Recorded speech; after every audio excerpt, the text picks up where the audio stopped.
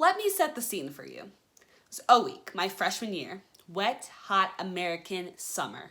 Basically, amazing vibes. But I was distracted. I learned 2 hard lessons that day. 1, that crat tastes like shit. And 2, that random fields in Bumblefuck, North Carolina have terrible cell signal. Why was this an issue, you might ask? Well, my texts to my boyfriend weren't sending and I was freaking out. Every time my lock screen lit up with the message failed to send notification, I grew more and more anxious. As the time went on, I realized I was dying to leave. Not because I wasn't having fun, I was, but because at the time, nothing was more fun or more enticing to me than talking to him. And I couldn't do so until I was safely back in my dorm. I want to rewind a little. I wasn't always that girl. That girl who's so obsessed with her boyfriend that he occupies 90% of her waking thoughts. In fact, for the first 17 years of my life, I thought that the people who gushed over their significant others were full of shit. I literally thought people just settled down with whoever they tolerated the most. I had been with guys in high school, but honestly, I kinda hated them all. I would convince myself I had a crush on a guy, hook up with him, and then realize I couldn't stand his presence the second he reciprocated my feelings. I figured the upcoming years of my dating life would consist of faking like I felt anything more than a fleeting sense of interest in anyone. I wondered what was wrong with me. Maybe I was lesbian?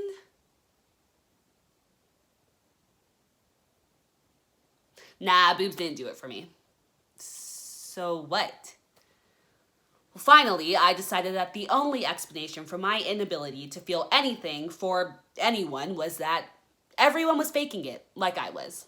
An unspoken, universal truth. Love was not real. But then my first real boyfriend, senior year of high school. It was a pretty classic first love story. I won't bore you with the details, but I was head over heels, and so was he. I've always considered myself a pretty happy person, but the happiness I felt with him was something completely different. I remember laying next to each other on the night we said I love you for the first time and asking him, what if I can't remember how to be happy without you when we leave for school? I expected him to say I'd be fine, but instead he whispered, yeah, I worry about that too. I should have known then and there that I was fucked. We weren't going to school near each other, so we figured the mature decision would be to end things before we left. But then the night before I left, he gave me 2 framed pictures of us and one of his t-shirts because it smelled like him. Not exactly a gift you give someone when you're ready to move on. So you got me. We decided to stay together, convincing ourselves that our relationship wouldn't negatively affect the new experiences we were having. As it turned out, pretty much all of the reasons we'd originally decided to break up were very legitimate. I realized quickly that I was depending on him way too much. I had friends, great friends actually. Many of my first semester friends are still my best friends to this day. Still, I found myself comparing the time I spent with them to the time I spent with him. I wasn't as happy with them as I was when I was hanging out with him, so maybe they weren't really my people.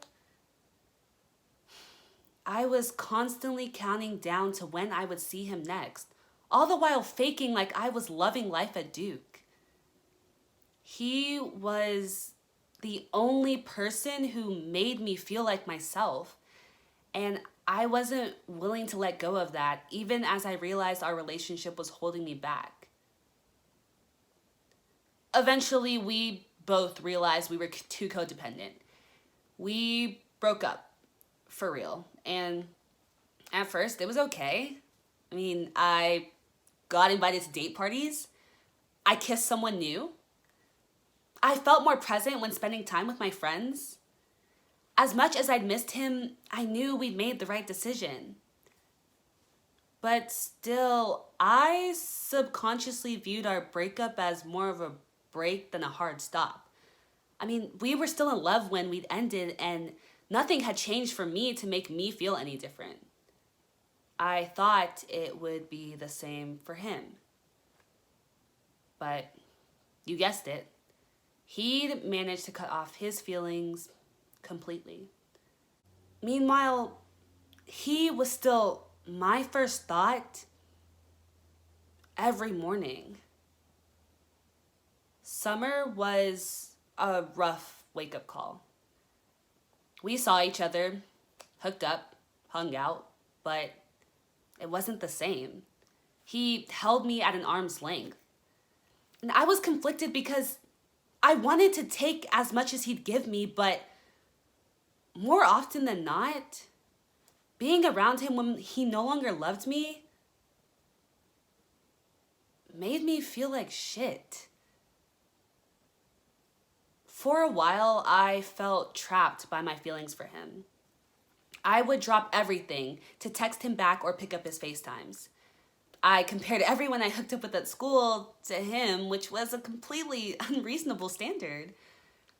I hung on to our friendship because the thought of letting go of the person that knew me better than anyone was completely paralyzing.